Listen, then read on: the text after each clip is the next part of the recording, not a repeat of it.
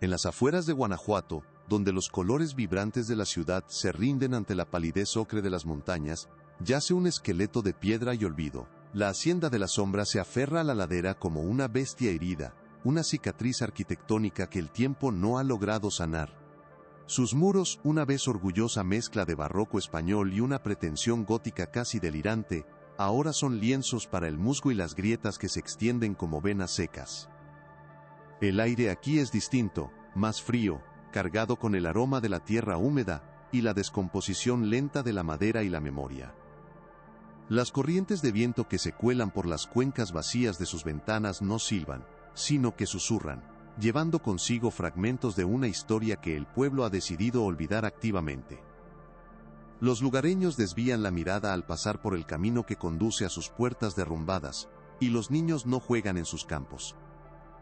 Cuentan en voz baja, casi como una oración temerosa, la leyenda de la Dama del Silencio, un espectro que no grita ni se lamenta, sino que llora en los túneles inundados de la mina abandonada, un llanto mudo que se siente como una presión en el pecho, el eco tangible de una tragedia tan profunda que le robó la voz incluso a la muerte. El silencio que envuelve a la Hacienda de la Sombra no es un mero vacío de sonido, es una entidad, una presencia pesada y deliberada que se extiende más allá de sus límites en ruinas. Se infiltra en los archivos de la ciudad, en las crónicas locales, en la memoria colectiva de Guanajuato. Al revisar los registros de finales del siglo XIX, uno puede sentir una especie de amnesia pactada, una herida cauterizada en la historia.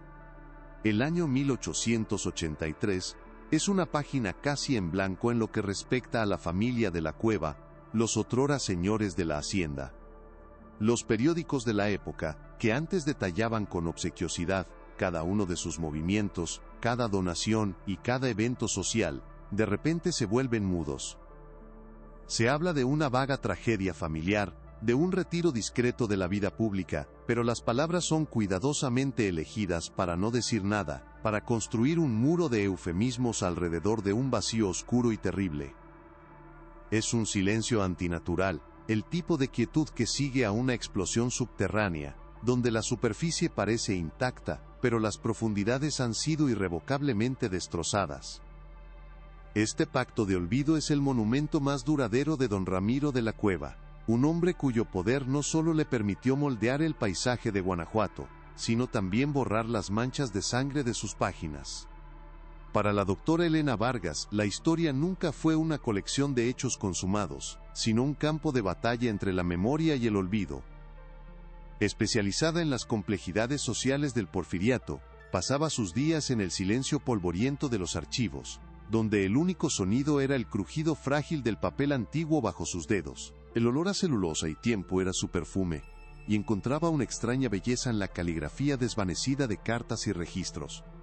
Elena no buscaba confirmar las narrativas oficiales de progreso y opulencia. Buscaba las fisuras, las voces silenciadas que se escondían en los márgenes de los libros de contabilidad y en las actas parroquiales.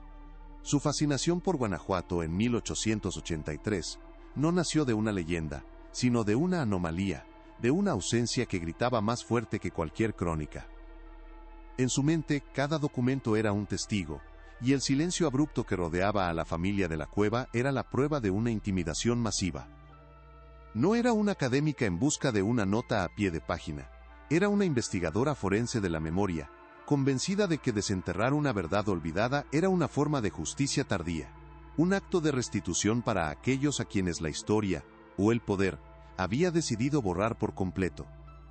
La historia que usted está a punto de oír quedó enterrada por más de un siglo, sellada bajo el peso del miedo y el poder de un solo hombre. Es un secreto que se pudrió lentamente en la oscuridad, convirtiéndose en el fundamento fantasmal de una leyenda local. Antes de que juntos desenterremos esta verdad, antes de que le devolvamos el nombre a la Dama del Silencio, díganos en los comentarios desde qué ciudad nos acompaña, convirtiendo este espacio digital en un mapa de curiosidad compartida. Este viaje nos llevará a través de pasillos donde el aire todavía parece guardar el eco de un último suspiro, y a archivos donde la tinta esconde más de lo que revela. Si a usted le fascinan los misterios oscuros como este, aquellos que demuestran que la realidad puede ser mucho más aterradora que cualquier ficción, asegúrese de estar suscrito. Porque lo que estamos a punto de exhumar no es solo la historia de un crimen, sino el retrato de una época y la anatomía de una oscuridad que se viste de respetabilidad y filantropía. Únase a nosotros en esta excavación arqueológica del alma humana, donde cada pieza de evidencia es un fragmento de un rompecabezas macabro. El catalizador de todo llegó de la forma más mundana posible, no en un archivo estatal, sino en una pequeña tienda de antigüedades en el corazón de Guanajuato, un lugar que olía a madera de cedro, cuero viejo y nostalgia embotellada. Elena Vargas había adquirido un lote de documentos comerciales de la época, principalmente libros de contabilidad de antiguas empresas mineras, esperando encontrar datos sobre las condiciones laborales de los mineros. Una noche, en la soledad de su estudio, bajo la luz amarillenta de una lámpara de escritorio que proyectaba sombras danzantes sobre las paredes forradas de libros, se topó con una anomalía. Dentro de un grueso libro de contabilidad de la mina La Valenciana, cuyas páginas estaban casi soldadas por la humedad y el tiempo, encontró un legajo de papeles doblados, quebradizos y manchados. No era un registro de plata ni de salarios. Era un informe médico, escrito con una caligrafía apresurada pero precisa, sin sellos oficiales ni afiliación a ninguna institución. El aire pareció espesarse en la habitación mientras leía. Describía el hallazgo de un cuerpo, el de una joven desconocida, en una zona cercana a la Hacienda de la Sombra. Los detalles eran clínicos y brutales, describiendo marcas que no correspondían a un accidente ni a un crimen pasional, sino a algo metódico, casi ritual. Un escalofrío recorrió la espalda de Elena, uno que no tenía nada que ver con el frío de la noche. Su mente, entrenada para encontrar patrones y conexiones, comenzó a trabajar a una velocidad febril.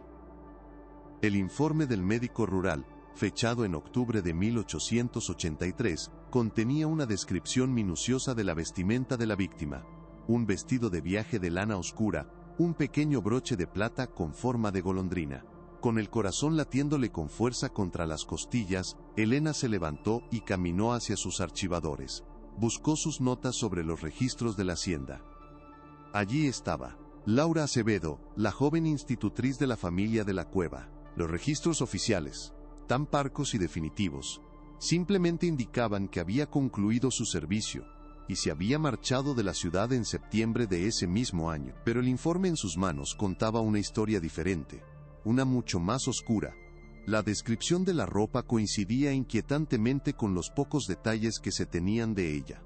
De repente, el silencio de los periódicos, la tragedia familiar susurrada, todo adquirió un contorno siniestro. Aquel legajo de papel amarillento no era solo un documento. Era una acusación que había esperado más de 100 años para ser leída. La dama del silencio tenía un nombre. La investigación de Elena acababa de pasar de ser un interés académico a una peligrosa obsesión por la verdad. El peso del informe médico en las manos de Elena Vargas era desproporcionado a su fragilidad física. Aquellas hojas amarillentas con sus bordes quebradizos y el olor agridulce del tiempo encerrado se sentían tan densas como una lápida. Ya no era un simple ejercicio académico, una nota a pie de página en su investigación sobre la economía del porfiriato. El nombre de Laura Acevedo, antes una línea en un registro de servicio, ahora resonaba en el silencio de su estudio con la fuerza de un grito ahogado. Cada palabra del médico rural, escrita con la urgencia de quien teme ser descubierto, pintaba una escena de una brutalidad tan calculada que helaba la sangre. No había sido un crimen pasional ni un robo que salió mal. Las marcas descritas con precisión anatómica hablaban de un método, de una frialdad que trascendía la ira. Elena sintió una responsabilidad abrumadora, como si el fantasma de aquella joven institutriz la hubiera elegido a ella, a través de un siglo de silencio, para ser su voz. La investigación había cambiado de naturaleza. Ahora era una exhumación, un acto de justicia póstuma que la obligaba a adentrarse en la oscuridad que la familia de la Cueva había construido con tanto esmero. Un mausoleo de respetabilidad edificado sobre huesos sin nombre. Su primer impulso casi instintivo fue confrontar la mentira con la verdad. Regresó a los archivos municipales, esta vez con el pulso acelerado y una mirada afilada por la sospecha. Buscó el registro de empleados de la Hacienda de la Sombra, el mismo documento que había consultado semanas antes. Allí estaba, La entrada del 15 de septiembre de 1883, escrita con una caligrafía impecable y burocrática. Laura Acevedo, concluido su servicio satisfactoriamente, se retira de su puesto para volver con su familia a la Ciudad de México. Fin del registro. Las palabras eran tan limpias, tan ordenadas, que resultaban obscenas en contraste con la imagen mental que Elena tenía del cuerpo abandonado descrito en el informe médico. La discrepancia era un abismo, por un lado, una salida pulcra y ordenada, por el otro, un final violento y anónimo. Elena se dio cuenta de que no estaba luchando contra el simple olvido, sino contra una construcción deliberada, una falsificación de la historia diseñada con el poder y la influencia que solo una fortuna como la de los de la cueva podía comprar. El silencio que rodeaba a la familia no era una ausencia de ruido. Era el sonido de un secreto siendo activamente protegido por un muro de mentiras oficiales. Con la certeza de que los caminos oficiales estaban pavimentados con engaños, Elena trazó un nuevo mapa para su investigación en la soledad de su estudio. Una gran pizarra de corcho se convirtió en el centro de su obsesión, un tapiz donde los hilos del pasado comenzaban a tejerse. En el centro una copia del informe médico y una fotografía borrosa de la fachada de la Hacienda de la Sombra. A un lado, el nombre de Laura Acevedo, al otro, el de don Ramiro de la Cueva.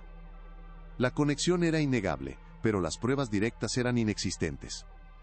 Necesitaba encontrar las fisuras en la fortaleza de la familia, las voces que no habían podido ser compradas o silenciadas por completo. Su mente trabajaba como la de un detective, formulando hipótesis. Si el asesinato fue para ocultar algo, ¿qué era? ¿Y quién más podría haberlo sabido? La respuesta no estaría en los libros de contabilidad, ni en los periódicos de la época, que ahora le parecían meros instrumentos de propaganda para el poder de don Ramiro. La verdad, si es que existía alguna traza de ella, residiría en los susurros, en los diarios privados, en las confesiones hechas en la penumbra de una iglesia. Su primera incursión en esta nueva fase la llevó a los archivos diocesanos de Guanajuato, un lugar donde el aire era espeso con el olor a incienso rancio y cera de velas. A diferencia de los archivos estatales, ordenados y catalogados con eficiencia secular, este era un laberinto de legajos atados con cordeles, de libros con lomos de cuero agrietado y páginas manchadas por la humedad y la devoción. Buscaba los registros de la parroquia que servía a la zona de la Hacienda de la Sombra durante la década de 1880. Pasó días enteros descifrando la caligrafía de párrocos de hace mucho tiempo, revisando actas de bautismo, matrimonio y defunción, buscando cualquier anomalía, cualquier nombre que pudiera conectar con la hacienda. Fue un trabajo tedioso, una búsqueda de una aguja en un pajar de almas olvidadas. La frustración comenzaba a sentarse, una capa de polvo sobre su ánimo, mientras cada libro que abría parecía reforzar el muro de silencio. Parecía que incluso Dios había decidido guardar los secretos de don Ramiro de la Cueva. Cuando estaba a punto de abandonar esa línea de investigación, en el fondo de una caja de madera carcomida, encontró algo que no estaba catalogado. No era un registro oficial, sino un diario personal, encuadernado en cuero oscuro y sin ninguna identificación en la portada. Pertenecía a un tal padre Mateo, el párroco de la región en 1883. El corazón de Elena dio un vuelco. Esto era diferente. Esto era un registro de la conciencia de un hombre, no de sus deberes. Con un cuidado casi reverencial, abrió el diario. Las páginas crujían como hojas secas. La caligrafía del sacerdote era elegante, pero en las últimas entradas del año, se volvía tensa, casi febril. Describía la opulencia de la familia de la Cueva, sus generosas donaciones a la iglesia, pero también una frialdad palpable en don Ramiro, una piedad que parecía más una actuación que una convicción. Elena leía con la respiración contenida, sintiendo que se acercaba a algo importante, a una de esas fisuras que tanto había buscado. Entonces, lo encontró. Una entrada de noviembre de 1883. El padre Mateo no podía romper el secreto de confesión, pero el tormento que sentía era tan grande que lo plasmó en su diario de forma velada, una plegaria desesperada a Dios para que le perdonara por su impotencia. Con la tinta temblorosa escribió: he escuchado hoy una confesión que ha helado mi alma. Una de las sirvientas de la hacienda, una joven aterrorizada, habló entre sollozos no de un pecado, sino de abominaciones. De una crueldad metódica que se esconde tras los muros de esa casa, y de la cruel obsesión de su patrón con una supuesta enfermedad, una mancha que lo consume. No puedo escribir más, pues el miedo de esa pobre alma, ahora es también el mío. Que Dios se apiade de nosotros. La pluma del sacerdote parecía haber perforado el papel en la última frase, una exclamación de puro terror. El libro casi se deslizó de las manos de Elena. Abominaciones. La palabra resonaba con un eco siniestro, sugiriendo una oscuridad mucho más profunda que un solo asesinato. El diario del sacerdote era una llave, pero una que abría una puerta a un pasillo aún más oscuro y lleno de nuevas preguntas. ¿Quién era esa sirvienta? El diario no daba su nombre. ¿Y cuál era esa enfermedad, esa mancha que obsesionaba a don Ramiro hasta el punto de la crueldad metódica? Elena se dio cuenta de que el asesinato de Laura Acevedo podría no haber sido un evento aislado, sino la consecuencia de una locura mucho más arraigada, una paranoia que se había convertido en el sistema operativo de toda la hacienda. La confesión de la sirvienta era la primera prueba de que el terror era el pan de cada día dentro de esos muros. El silencio del pueblo no era solo por respeto o por dinero, era por un miedo genuino, un pavor que había emanado de esa casa y se había extendido como una plaga, contagiando incluso al confesor de la comunidad. La investigación de Elena ahora tenía un nuevo vector, la psique de don Ramiro de la Cueva. Para entender la obsesión, debía entender al hombre. Elena se sumergió en una búsqueda febril de cualquier cosa relacionada con la historia personal de los de la Cueva. Pasó semanas en bibliotecas de historia médica, investigando las enfermedades hereditarias que aterrorizaban a la aristocracia del siglo XIX, condiciones degenerativas que podían destruir un linaje y una reputación con la misma eficacia.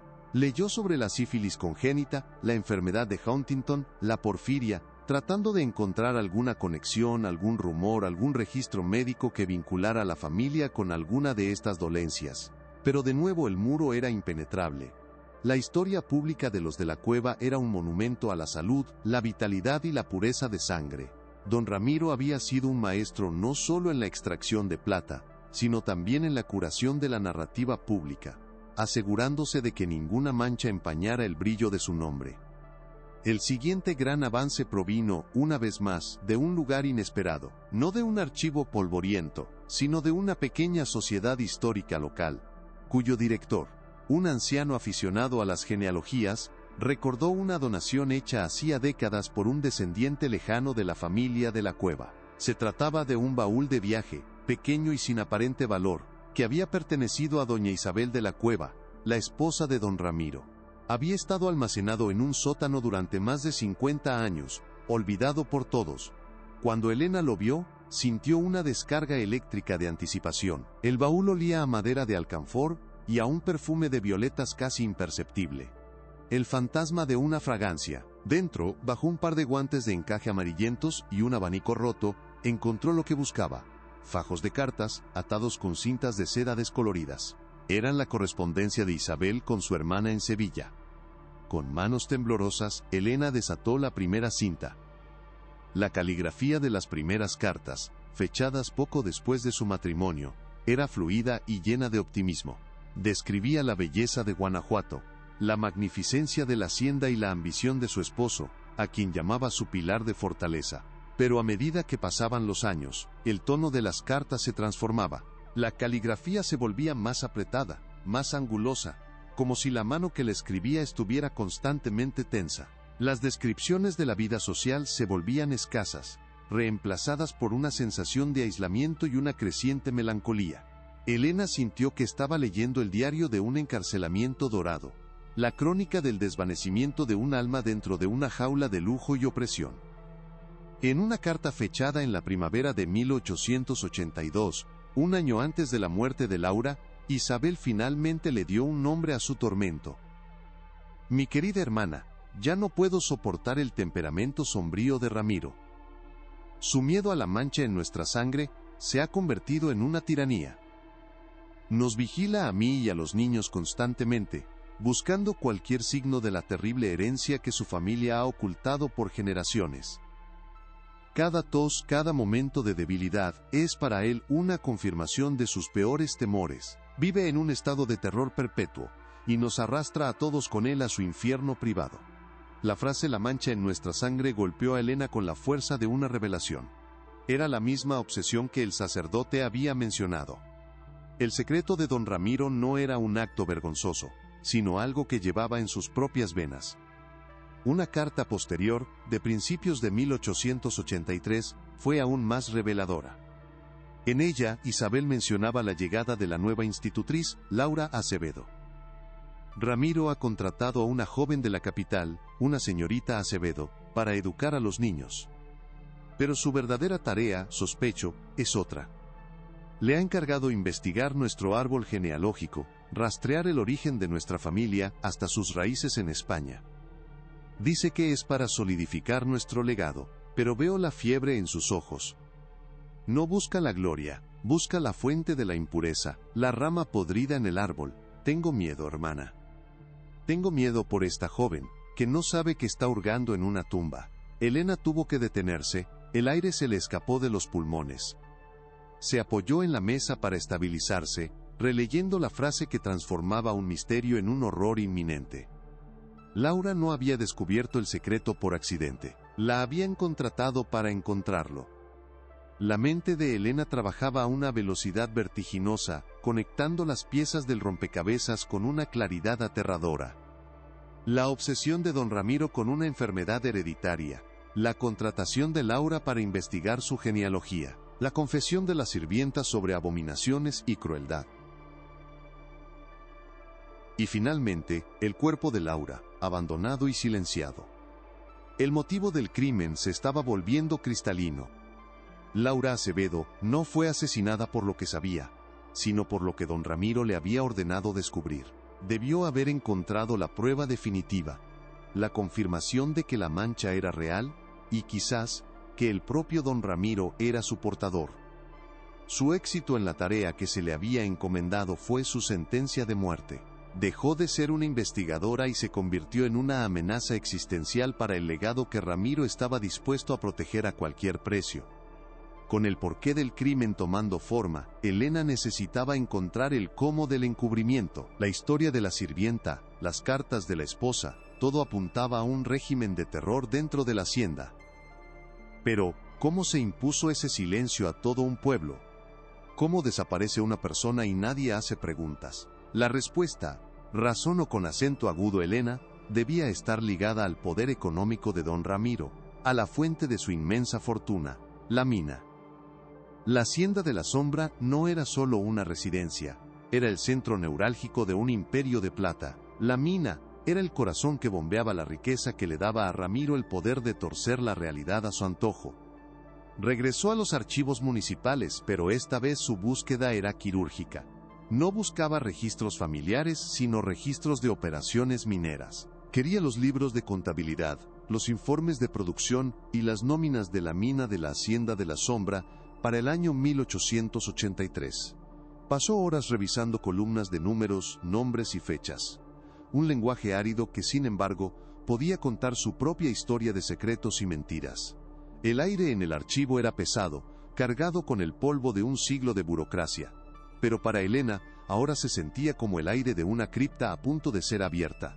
Estaba segura de que la clave para el encubrimiento estaba allí, oculta a plena vista en la lógica fría de los negocios. En un grueso libro de contabilidad de la mina, encuadernado en piel de becerro, encontró la primera anomalía. Era una entrada fechada el 22 de septiembre de 1883, exactamente una semana después de la fecha en que Laura Acevedo supuestamente había dejado la ciudad. La entrada, escrita con una letra distinta a las demás, más firme y autoritaria, declaraba que el pozo principal de la mina, conocido localmente como el Pozo de las Almas, quedaba clausurado permanentemente por inestabilidad geológica. Elena frunció el ceño. Cerrar el pozo más productivo de una mina de plata de la noche a la mañana era una decisión económicamente catastrófica.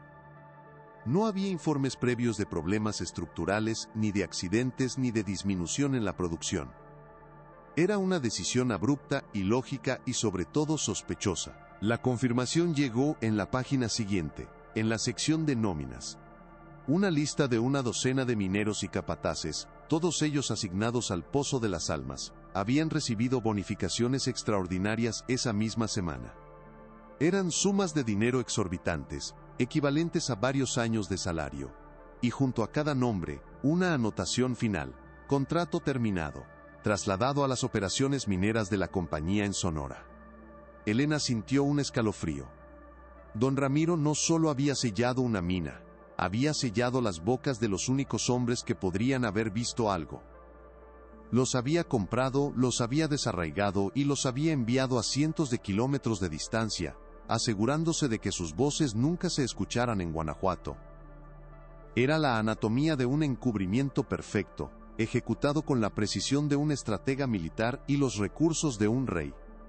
Elena se reclinó en su silla, el silencio del archivo zumbando en sus oídos. El cuadro estaba casi completo. Tenía un motivo nacido de una paranoica obsesión por la pureza de sangre.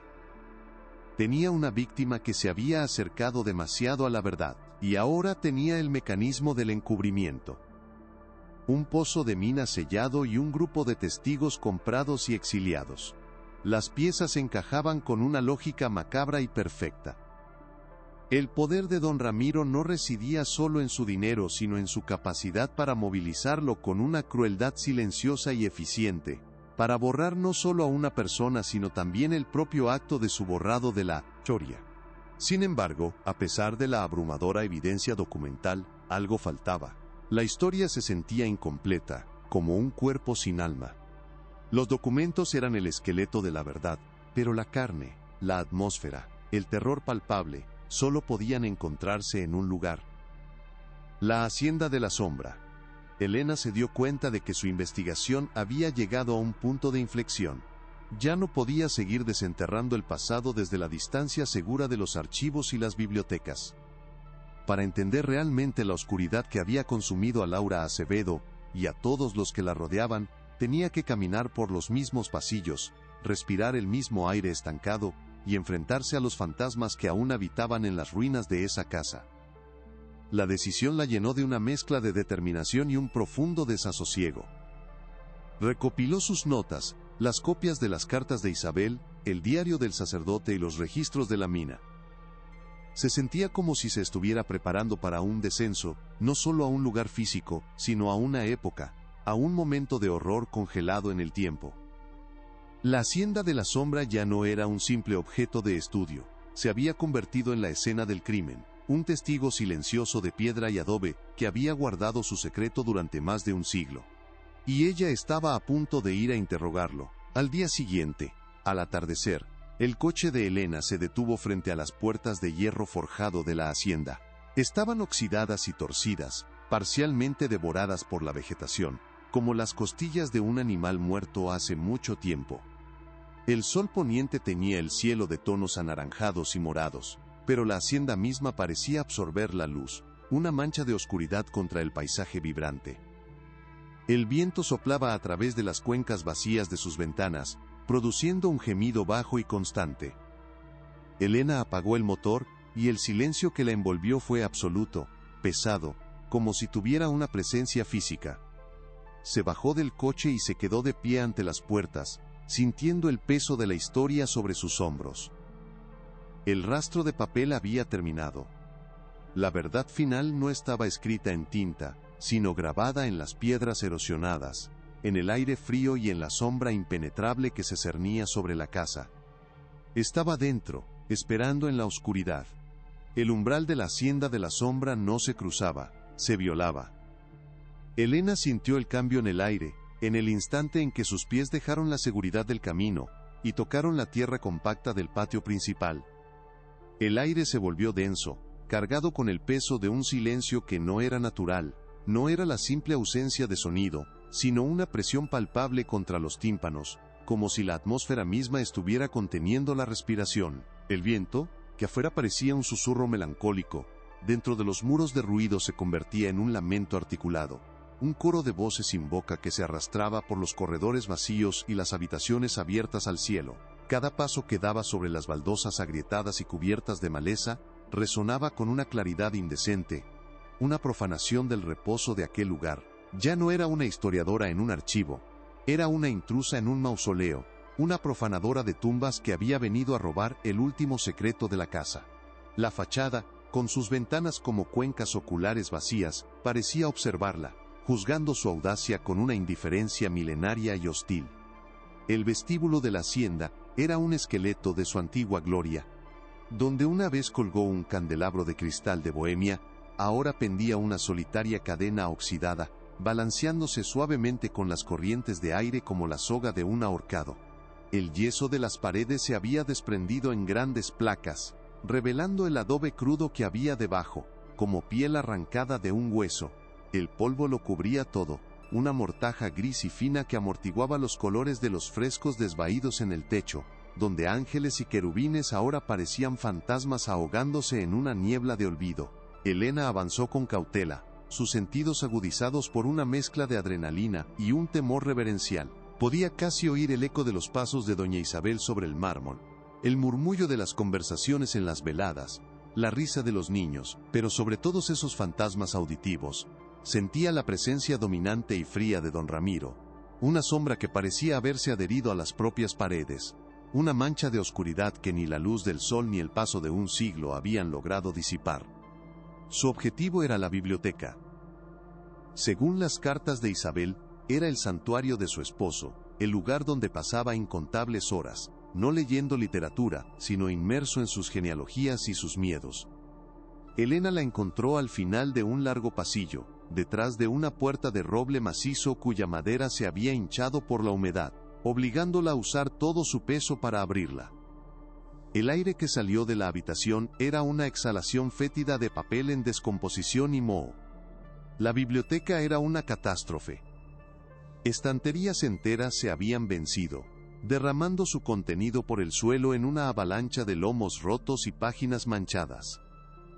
La humedad había hecho su trabajo con una eficiencia brutal, convirtiendo lo que una vez fue el repositorio del conocimiento y el poder de una familia en un cementerio de palabras ilegibles. Una sensación de desesperanza comenzó a invadir a Elena. ¿Cómo podría encontrar algo en aquel caos? ¿Acaso el secreto final de don Ramiro se había podrido junto con sus libros, devorado por el mismo tiempo que él había intentado controlar tan desesperadamente? Comenzó a buscar sin un plan claro.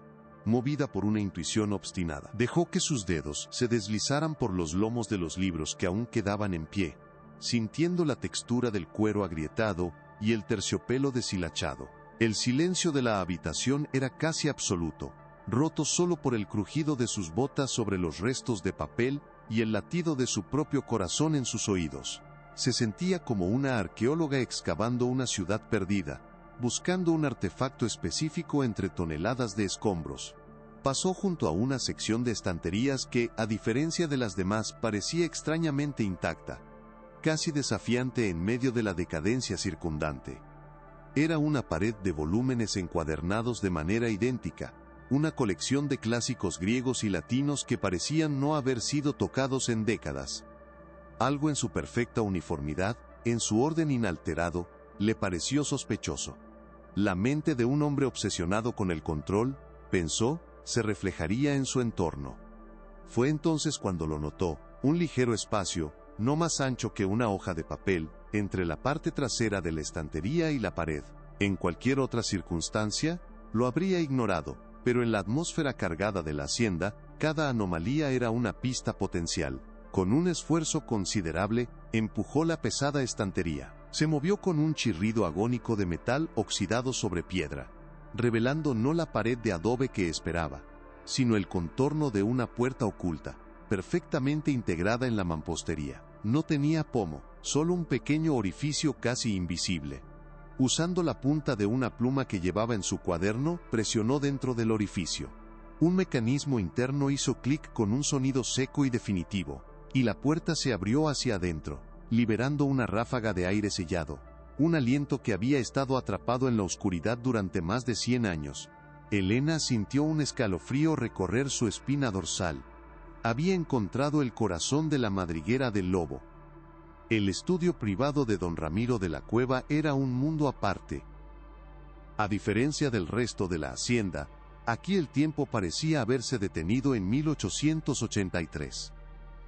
El aire era seco y olía a cuero, a tabaco de pipa y a la leve fragancia química de la tinta de hierro. Un pesado escritorio de caoba ocupaba el centro de la habitación, su superficie pulida libre de polvo. Sobre él, un tintero de plata y una pluma de ave descansaban junto a una pila de papeles perfectamente alineados, como si su dueño acabara de salir por un momento y fuera a regresar en cualquier instante. Las paredes estaban cubiertas de mapas de las concesiones mineras y retratos de sus antepasados, todos con la misma mirada severa y los mismos ojos oscuros. ¿Era una cápsula del tiempo? El Sancta Sanctorum de un hombre cuya obsesión por el orden y el control rayaba en lo patológico. Elena sintió una opresión en el pecho. La presencia de don Ramiro aquí era tan intensa que casi esperaba verlo sentado en el alto sillón de cuero que presidía la estancia. Sobre el escritorio, un objeto atrajo su atención de inmediato. Era un libro de contabilidad, pero diferente a los que había visto en los archivos.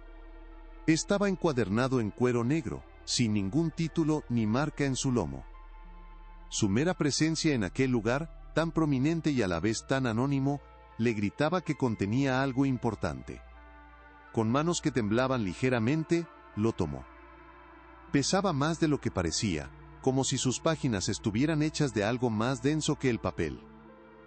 Lo abrió sobre el escritorio, y la primera página confirmó sus sospechas.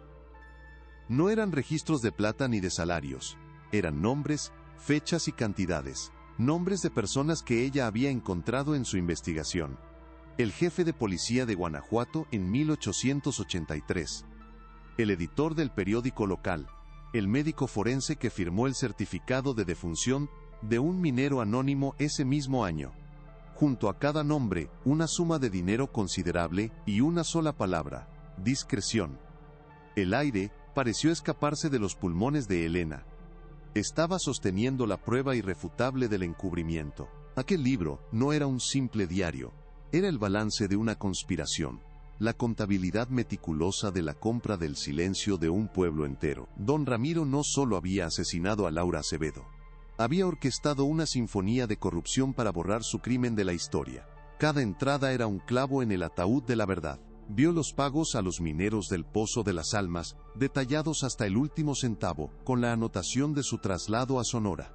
Vio una generosa donación a la parroquia del Padre Mateo, hecha apenas una semana después de la confesión de la sirvienta. Era una red de control tan vasta y tan perfectamente ejecutada que resultaba monstruosa. La filantropía de don Ramiro, su reputación como pilar de la comunidad, no era más que otra partida en su libro de contabilidad, una inversión a largo plazo para asegurar la lealtad y el silencio.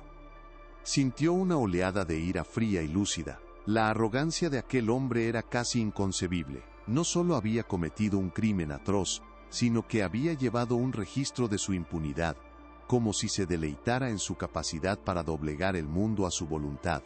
Para él, la justicia, la verdad y la moral no eran más que mercancías con un precio. Pasó las páginas, cada una un nuevo testimonio de su poder corruptor. La historia que había reconstruido a través de fragmentos y susurros, estaba ahora allí, escrita con la tinta negra y la caligrafía firme de su arquitecto.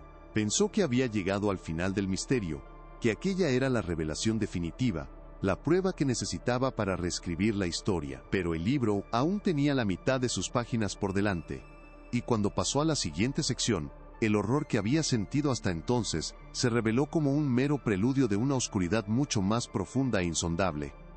La segunda mitad del libro era completamente diferente. Las pulcras columnas de contabilidad desaparecieron, reemplazadas por una caligrafía que se volvía progresivamente más errática y febril. Eran notas personales, reflexiones y sobre todo, árboles genealógicos, páginas y páginas de linajes que se remontaban a la España del siglo XVI. Elena reconoció el trabajo de Laura Acevedo, la investigadora contratada para encontrar la raíz de la mancha. Pero intercaladas con su elegante caligrafía, había anotaciones hechas por la mano de don Ramiro, comentarios escritos con una presión tan fuerte que la tinta a veces traspasaba el papel. Usaba un sistema de símbolos macabro. Un círculo para los sanos, un punto negro dentro del círculo para los portadores de la enfermedad, y una cruz tosca para aquellos que habían manifestado los síntomas y habían sido ocultados o habían muerto en la infamia.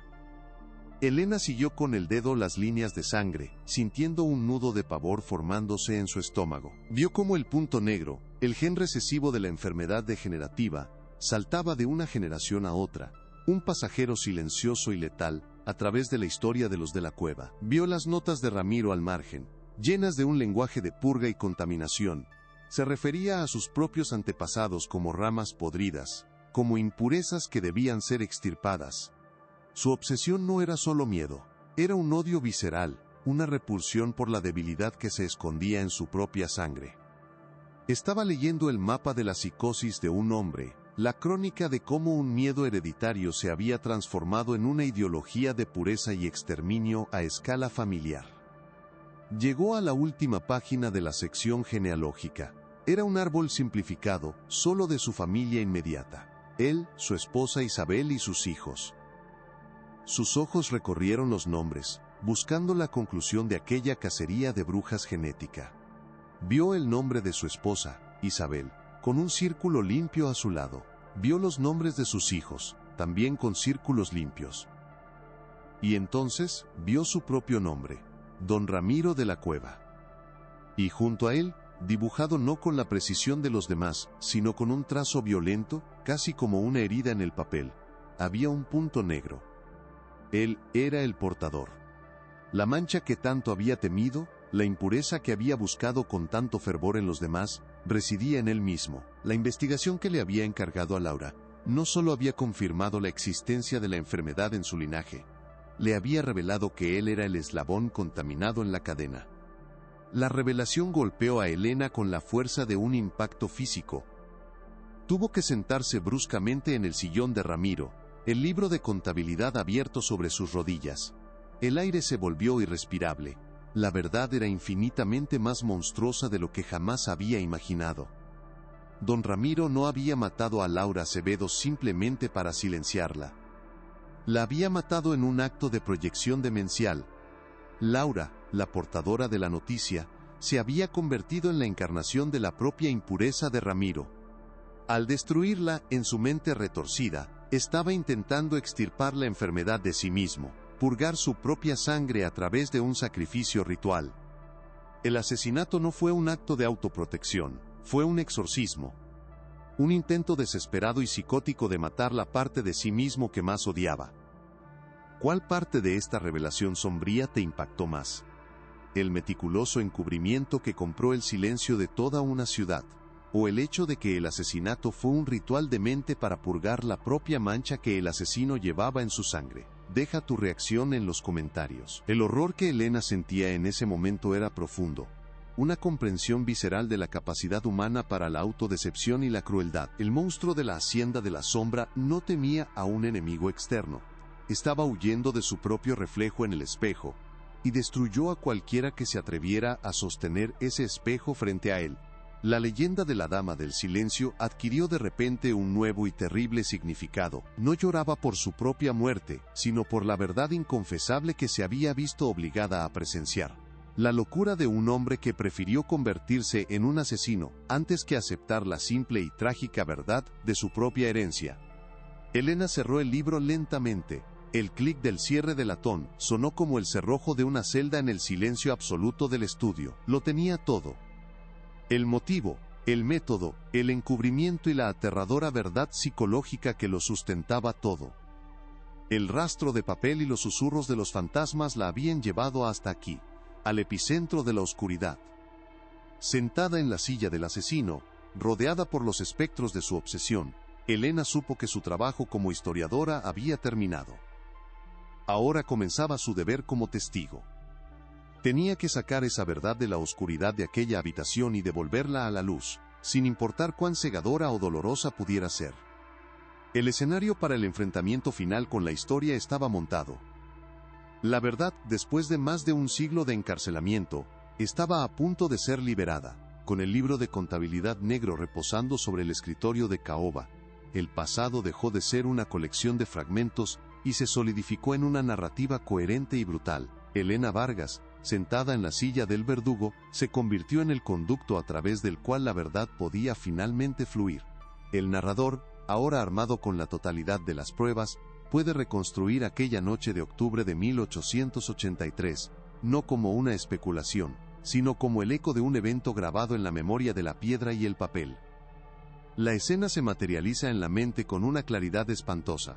Una tormenta de otoño azotando las laderas de Guanajuato, el viento gimiendo a través de las grietas de la hacienda como un presagio. Dentro del estudio privado, el único sonido es el crepitar del fuego en la chimenea y el rasgueo de la pluma de Laura Acevedo sobre el papel, mientras da los toques finales a su informe genealógico.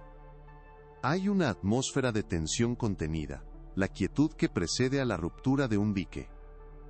Don Ramiro observa desde su sillón, su rostro una máscara de impaciencia y ansiedad, sus nudillos blancos mientras aprieta los brazos de cuero. No es la curiosidad de un aristócrata por sus ancestros lo que llena el aire, sino la desesperación de un hombre enfermo que espera el diagnóstico final de un médico, sabiendo en el fondo de su alma que la enfermedad es terminal y que la noticia, sin importar cuál sea, será una sentencia. Laura Acevedo, con la inocencia de una académica que cree en la pureza de los hechos, finalmente levanta la vista de sus papeles. Su rostro, iluminado por la lámpara de aceite, muestra una mezcla de orgullo profesional y una leve inquietud, como si intuyera la naturaleza peligrosa de la verdad que ha desenterrado. Con voz clara y metódica, comienza a exponer sus hallazgos, trazando el linaje de la familia de la Cueva a través de los siglos, señalando las uniones, los nacimientos y las muertes. El narrador puede casi oír sus palabras, extraídas de la lógica de los documentos que Elena ahora sostiene. Ella llega a la rama del árbol genealógico que confirma la presencia de la enfermedad degenerativa, la mancha que tanto aterrorizaba a su patrón. Pero no se detiene allí. Con una precisión fatal, demuestra cómo el gen recesivo ha viajado a través de las generaciones, a menudo latente, hasta llegar a la línea directa de Don Ramiro, y entonces pronuncia la frase que sella su destino. La evidencia, Don Ramiro, es concluyente. La herencia no se ha manifestado en sus hijos ni en su esposa. La única línea de transmisión directa apunta a usted. En ese instante, la máscara de Don Ramiro no se rompe, se disuelve. La ansiedad es reemplazada por una calma antinatural, una quietud depredadora. Ya no ve a la joven investigadora que contrató, sino a un espejo viviente que le devuelve el reflejo de su propia imperfección, de su propia podredumbre. Lo que sigue no es un arrebato de furia, sino un acto de una frialdad quirúrgica. Las crónicas del terror, escritas en el diario del sacerdote y en las cartas de Isabel, cobran vida en este momento. Don Ramiro se levanta de su sillón, no con violencia, sino con una lentitud deliberada que es mucho más aterradora. Le dice a Laura que deben discutir las implicaciones de su descubrimiento en un lugar más apropiado. Un lugar de reflexión y penitencia. La capilla familiar.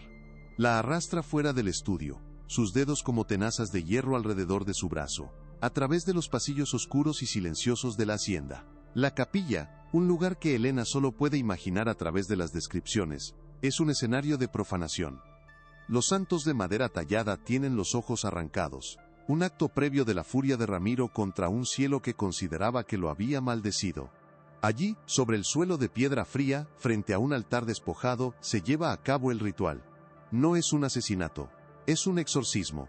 En su mente psicótica, cada golpe, cada acto de violencia contra Laura, es un golpe contra la enfermedad en su propia sangre. Le roba la voz, la vida, en un intento demencial de silenciar la verdad de su propia herencia. Es la purga final.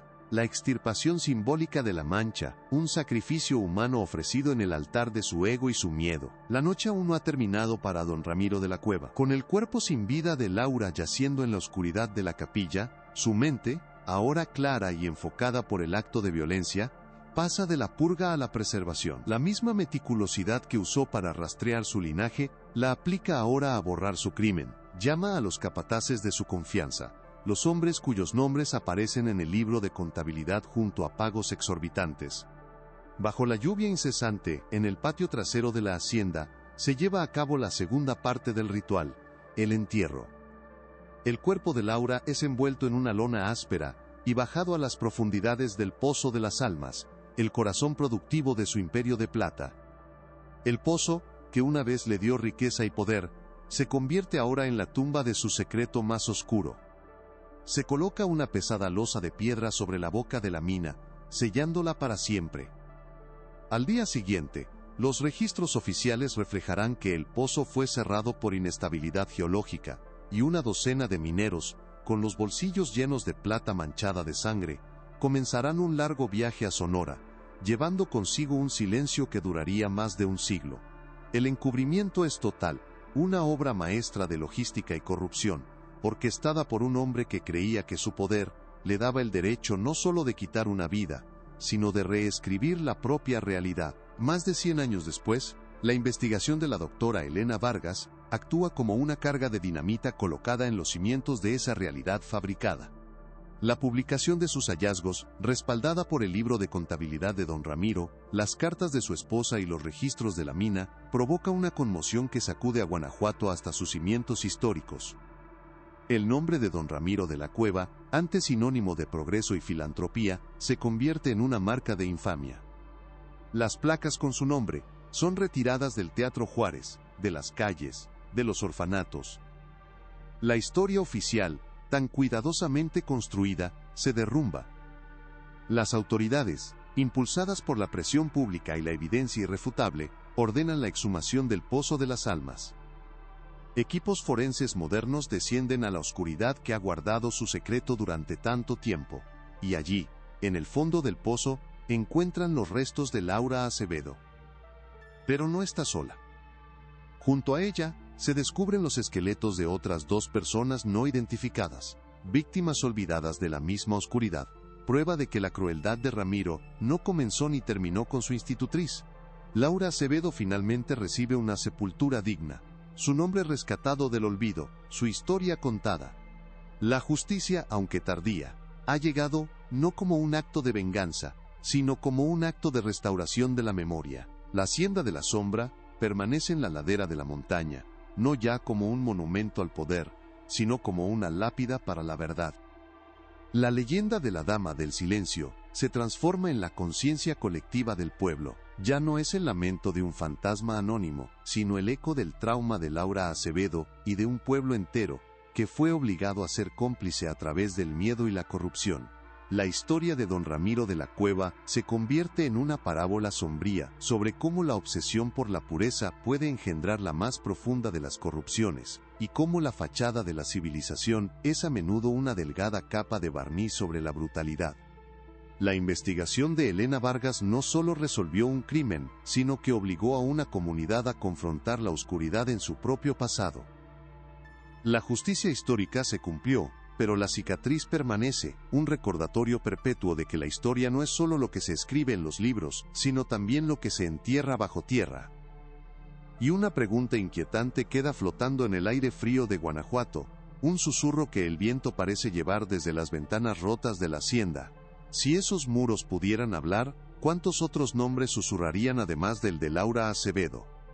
Si la búsqueda de la verdad en este caso te mantuvo cautivo hasta el final, demuestra tu apoyo dándole un me gusta al video y compartiéndolo con alguien que también adore un buen misterio histórico. Y para no perderte ninguna de nuestras futuras investigaciones en archivos olvidados y criptas selladas, suscríbete y activa la campana. Tu curiosidad es el combustible que nos impulsa a seguir desenterrando las historias que se niegan a morir.